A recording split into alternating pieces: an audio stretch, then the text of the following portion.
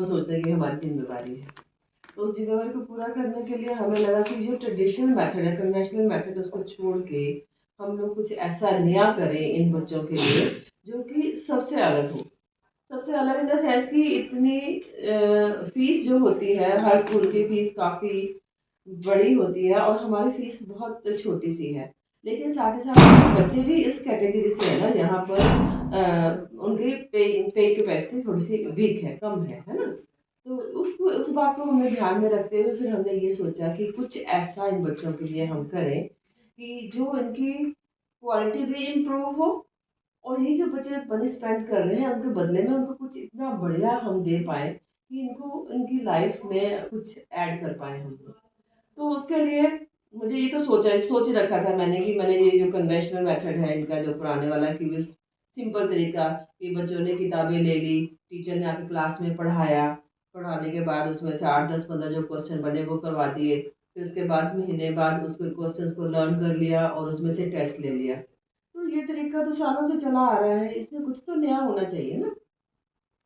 तो सबसे पहले मुझे अपने बच्चों के लिए स्मार्ट क्लासरूम चाहिए, और दूसरा उनके लिए एक एग्जामिनेशन का पैटर्न या जो स्टडीज का पैटर्न डिफरेंट चाहिए था। तो मुझे किसी ने अप्रोच किया लीड स्कूल के लिए, तो उनके सारे का सारा सिस्टम मुझे बहुत अच्छा लगा। तो उनके थ्रू लीड वालों के की ऐप हमने परचेज की, तो उसके में बदले में हमें हमारा क्लासरूम, सारा क्लासरूम हमें स्मार्ट क्लासरूम मिल गया। दे provided us one TV set for each class and one teacher tab for teachers. तो यहाँ पर फायदा क्या हुआ हमें कि हमारे टीचर्स जो कि बहुत स्ट्रगल करते थे सारा दिन की, 5 सब्जेक्ट्स वो टीच कर रहे हैं, 5 पीरियड्स वो ले रहे हैं, तो हर एक की लेसन प्लान करना पड़ता था उनको। अब उनको वो लेसन प्लान ऑलरेडी बना हुआ मिलता है। 45 मिनट्स को उन्होंने डिवाइड कर रखा है, मिनट मिनट 1 मिनट की। पहले 5 मिनट में इंट्रोडक्शन होगा लेसन का, सेकंड में उससे रिलेटेड वीडियो दिखाया जाएगा या जो भी ऑडियो विजुअल एड्स है वो दिखाई जाएगी। उसके बाद फिर लेसन पे आएंगे, इसके बाद फिर उसके एक्सरसाइज पे आएंगे। और इस तरह से पूरे यूनिट को कंप्लीट करने के बाद टीचर को उसमें सिर्फ अपना लेसन प्रिपेयर करना है। ही और she doesn't have to write all the things in the register और इन हिज और हर डायरी। ऐसा कुछ भी नहीं करना है उनको, उनको सिर्फ उसी टैब में जो उनको लेसन प्लान दिया हुआ है उसको उन्होंने इम्प्लीमेंट करना है क्लास में।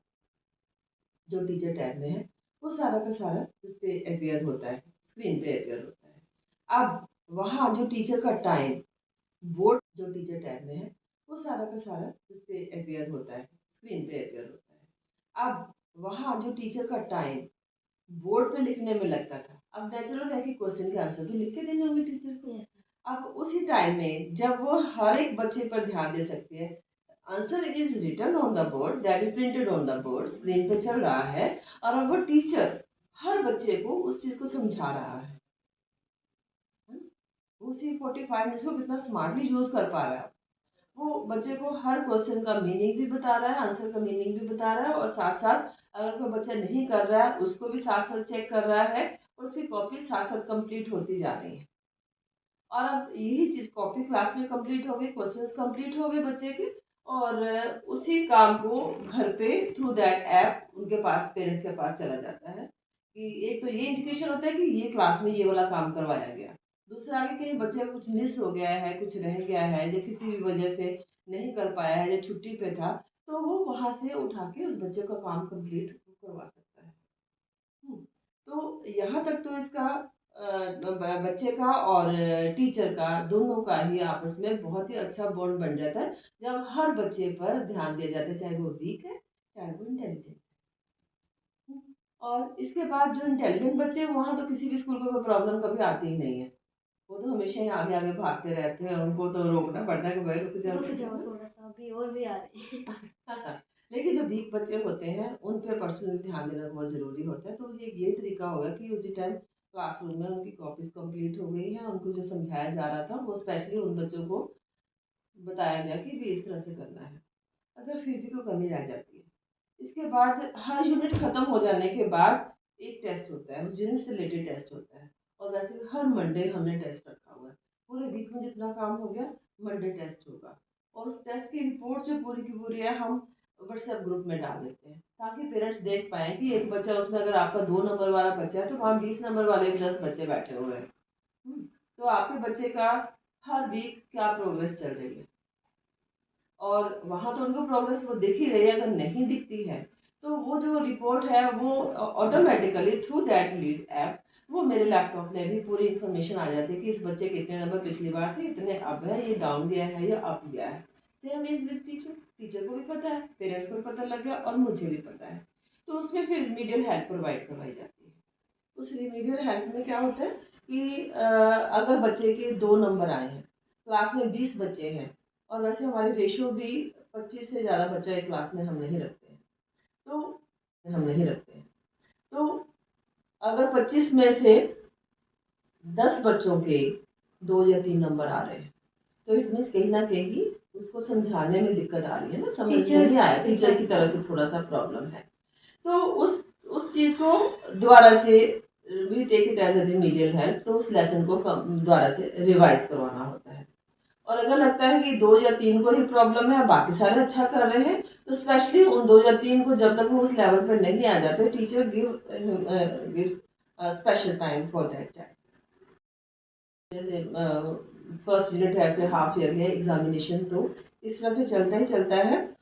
लेकिन टीचर के लिए बेनिफिशियल है, पेरेंट्स के लिए बेनिफिशियल है, और चाइल्ड को एवी रूम बन जाने की वजह से समझना आसान हो रहा है। और जो एक एग्जामिनेशन का एक तरीका था कन्वेंशनल मेथड, कि वे आपने जो कॉपी में क्वेश्चंस करवाए हैं, जो काम टीचर ने क्लास में करवाया है, 3 महीने में 2 महीने में जब भी टेस्ट होता है वो उसी में से होगा। हमारे यहाँ ये नहीं हम करते हैं। बच्चे को पूरे लेसन की समझ आ जानी चाहिए कि क्या करवाया गया है उनको।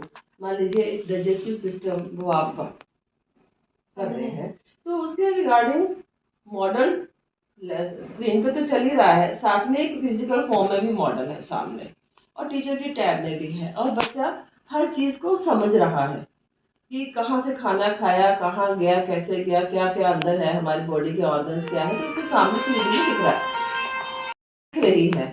अब उसके बाद जब लेसन में से जो भी था उसको अच्छे से सुना भी दिया, दिखा भी दिया, पढ़ा भी दिया, तो उसके बाद जब हम उनका टेस्ट लेते हैं ना, तो वो क्वेश्चंस नहीं होते जो कि उसको ऑलरेडी कॉपी में है। उनको अलग तरह से पेपर दिया जाता है, नए क्वेश्चंस उसमें बनाए जाते हैं। उसमें क्या होगा, एक बार प्रॉब्लम आएगी बच्चे को, 2 बार प्रॉब्लम आएगी, सेंटेंस फॉर्मेशन में उसको प्रॉब्लम आ सकती है, या उसको एक्सप्लेन करने में प्रॉब्लम आ सकती है, लेकिन कितनी बार आएगी? जब फ्रीक्वेंटली हम इसी तरह का टेस्ट पैटर्न रखेंगे तो कितनी बार प्रॉब्लम आएगी? फाइनली बच्चा को उसका आंसर देना ही पड़ेगा, उसके लिए तैयारी भी करनी पड़ेगी कि मुझे कुछ भी कभी भी पूछा जाए, कोई रिश्तेदार अगर अचानक घर में आता है, पूछता है कि भी बच्चे ने क्या क्या क्या कर रहा है या इसका आंसर बताना, तो बच्चा बड़े कॉन्फिडेंस से बताता है, और ये बहुत अच्छा प्लस पॉइंट है जो कि हमारे बच्चों में ये इम्प्रूवमेंट आ रहा है। सेल्फ प्रिपेयरिंग क्वेश्चन आंसर्स वो बच्चे अपने आप तैयार कर पा रहे हैं, तो ये हमारा बड़ा अच्छा पॉइंट है, जो मुझे बड़ी खुशी होती है कि इन बच्चों को हम दे पा रहे हैं। इसके साथ साथ एक्टिविटीज़ जो कि बहुत ज़रूरी होती है, उसमें भी हर बच्चे का पार्टिसिपेशन जरूरी है। हर बच्चे का मॉर्निंग में हाउस वाइज जो ग्रुप्स बने हुए हैं, तो उनको कह दिया कि चाहे छोटी सी ही चीज़ हो, लेकिन स्टेज पर बच्चे का ख़त्म होना चाहिए, और वो बच्चा हर हफ्ते में एक बार जरूर स्टेज पे आना ही चाहिए। महीने में एक बार, महीने में एक बार हो जाए तो हाँ, मतलब उसके बारी आ ही जानी चाहिए हमेशा। स्पोर्ट्स जरूरी है बच्चे के लिए, इसके लिए 5 गेम्स पक्के कर रखे हैं हमने। Table tennis, we have 2 table tennis tables, बच्चे को उसमें मैं ये मान के चलती हूँ कि टेबल टेनिस, बैडमिंटन, ये गेम्स ऐसे हैं, या गेम कोई भी है ऐसा है जिससे कंसंट्रेशन पावर बढ़ती है।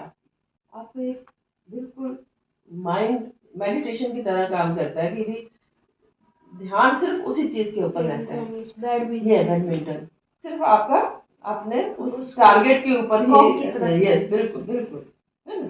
तो वो चीज उनको स्टडीज में भी हेल्प करती है, इनकी कंसंट्रेशन बननी शुरू हो जाती है, और फिर उसमें एजुकेशन में भी आपको बच्चा फिर मुड़ के देखता नहीं, आगे आगे चलता रहता है। तो गेम्स में table tennis, badminton, volleyball, cricket और शूटिंग, तो इनमें से हर एक बच्चे को एक एक ऑप्ट करना ही है। We have ma'am coach for that game. Yes, we provide training to them. Okay, ma'am. तो ये 5 गेम्स में से तो हर एक अच्छा, बच्चे का sport- एक गेम लेना जरूरी है।